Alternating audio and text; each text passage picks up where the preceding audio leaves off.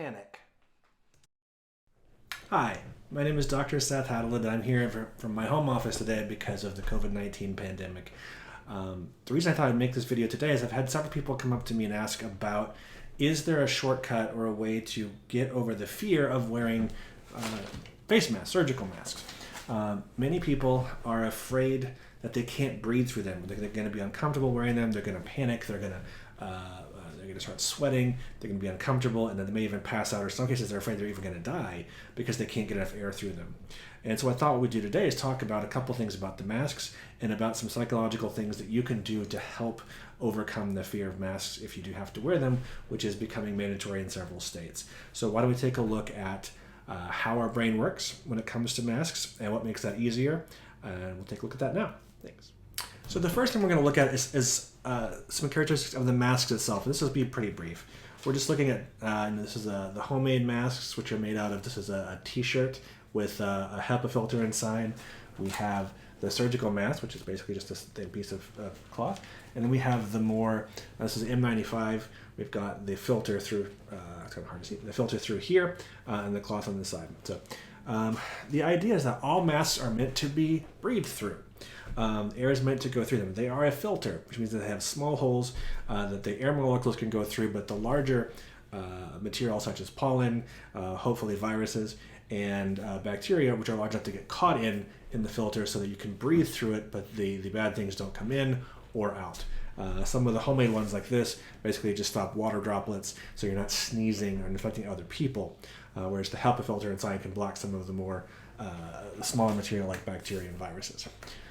So basically they are meant to breathe through. People can actually blow a candle out through them. That's actually the test to see if their mask is good enough to stop COVID. If you can breathe a candle out through it, the mask is not good enough to stop COVID from coming through.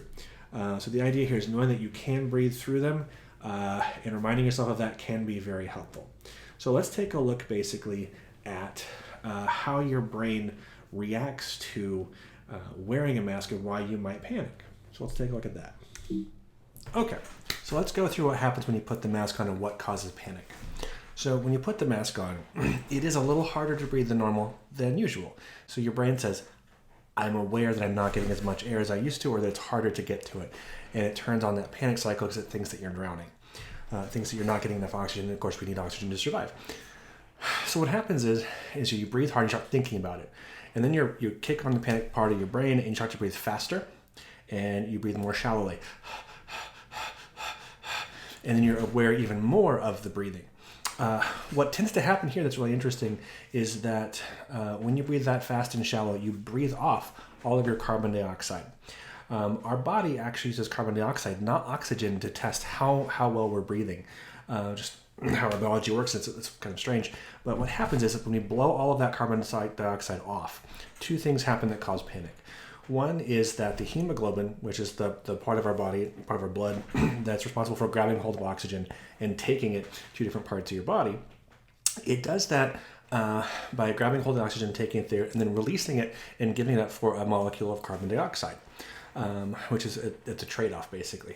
When you have blown off all your CO2, or your carbon dioxide, your hemoglobin says, nope, I'm not going to give up this oxygen until I get my CO2 back. It becomes sticky and holds on to the oxygen. So you have all the oxygen you need, but you can't use it because your tissues are not getting it from the hemoglobin. What happens then is that your brain starts to starve for oxygen. And you think again, oh my God, now I'm really drowning. I'm getting dizzy. I'm getting lightheaded. I'm getting super panicky. And now it's all over. It's gonna happen here. It's gonna be terrible. How you fix that basically is by slowing down your breathing. If you slow your breathing down, you make it deeper, slower, quieter, and more regular. You do that and you're able actually within about 3 minutes or so to get your breathing back on track, where you equalize your oxygen and your CO2, the hemoglobin then lets go of the oxygen and you can use it again. Your brain feels better, you feel less panicky. So now that we understand a little bit better about why our brain panics when we're breathing through these masks and why it's a problem, we're going to talk about what we can do psychologically to make that easier on us. The first thing that you want to do is slow your breathing down.